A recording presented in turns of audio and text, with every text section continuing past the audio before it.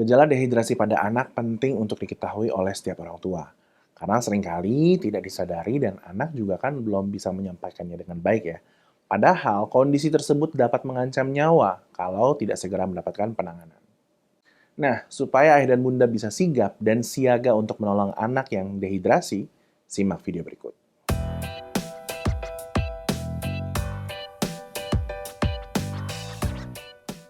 Halo, saya Dr. Abi dari Halo Dokter. Ayah dan bunda, dehidrasi atau kurangnya cairan dapat disebabkan oleh berbagai hal. Mulai dari cuaca seperti heatwave yang belakangan ini melanda ya, kemudian aktivitas fisik, hingga akibat keluhan kesehatan tertentu seperti diare ataupun demam. Kondisi ini sebenarnya bisa terjadi pada siapapun, tapi salah satu kelompok yang rentan mengalami dehidrasi adalah anak-anak. Soalnya bisa dibilang tubuh mereka itu lebih peka terhadap perubahan kadar air dan mineral di dalam tubuh. Masalahnya, anak-anak umumnya belum mampu buat menyampaikan apa yang dia rasakan, sehingga penanganan dari kondisi ini seringkali terlambat dilakukan. Dan itulah mengapa ayah dan bunda penting untuk peka dan mengetahui berbagai tanda dan gejala dehidrasi pada anak. Ada beberapa gejala dehidrasi pada anak yang perlu diketahui dan diperhatikan oleh orang tua, yaitu mulut anak yang tampak kering dan bibirnya pecah-pecah. Kemudian, ia bisa tampak sangat haus atau tidak mau minum sama sekali. Mata anak bisa terlihat lebih cekung, bisa dilihat pada kelopaknya ya. Kemudian pada bayi bisa dilihat di ubun-ubunnya yang juga tampak cekung. Kemudian urinnya berwarna lebih pekat. Frekuensi buang air kecilnya juga menjadi sangat jarang, bahkan tidak buang air kecil selama 6-8 jam atau lebih. Ia juga jadi sering mengantuk, lebih lemas, kemudian kulitnya tampak lebih kering dan tubuhnya terasa dingin. Lalu frekuensi napasnya juga menjadi lebih cepat dan lebih dalam tuh. Ayah dan bunda juga bisa periksa kelenturan kulit atau turgornya, yakni dengan cara menarik lembut permukaan perutnya dengan gerakan seperti mencubit, lalu memutarnya sedikit.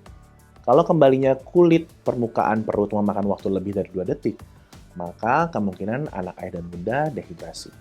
Nah, kalau tanda dan gejala dehidrasi yang tadi saya sebutkan dialami oleh si kecil, maka ayah dan bunda saya sarankan untuk segera membawanya ke fasilitas kesehatan terdekat, supaya dia bisa mendapatkan penanganan yang dibutuhkan, sekaligus menghindari komplikasi yang dapat membahayakan nyawanya. Tapi kalau gejala yang ditunjukkan si kecil kurang jelas, sehingga ayah dan bunda nggak yakin apakah itu termasuk gejala yang tadi saya sebutkan, maka ayah dan bunda bisa juga nih memanfaatkan layanan telemedicine untuk chat bersama dokter buat mendapatkan jawaban cepat seputar kondisi si kecil, seperti yang ada di aplikasi Halo Dokter. Di aplikasi ini tersedia dokter yang siap menjawab pertanyaan ayah dan bunda dengan cepat dan tentunya akurat.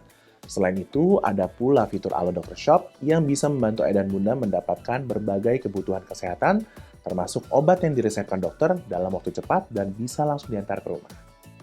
Untuk mencoba layanan tersebut, ayah dan bunda bisa download aplikasi Halo Dokter di Google Play atau App Store setelah video ini selesai.